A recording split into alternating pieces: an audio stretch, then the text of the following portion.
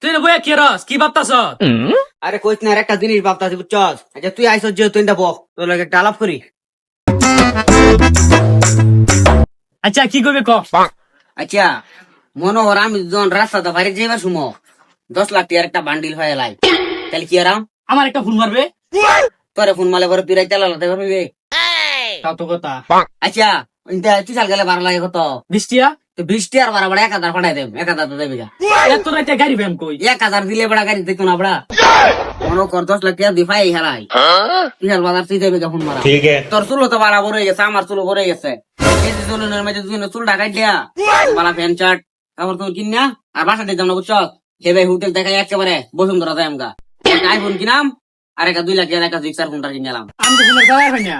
আরে ফোনটা চালাই চিন্তা করতাস বড়া, তুই ফোনটা আমি চালাই লইয়াম। তাইলে মনে কর ফোনটা কিনলাম 2 লাখ দা, আর আইফোন কিনলাম একটা 80,000 দা, আর 20,000 খরচ করলাম, তাহলে গেল কত 3 লাখ, আর থাকলো 7 লাখ, 10 লাখ টাকা। रोम रोम भाइयों ওন ভাবতাছি ওই 7 লাখ টাকা কি আরাম। 7 লাখ টাকা কি আরাম? 5 লাখ টাকা একটা ব্যবসা ধরে আলাম দুজনে। আর 2 লাখ টাকা তো থাকতেছে, সব মিলাই গেল 7 লাখ, আর 2 লাখ টাকা কি আরাম। এই 2 লাখ দা আরে বুদ্ধি আছে, 2 লাখ টাকা দুজনে তুই হাঙ্গা হয়ে গেলাম।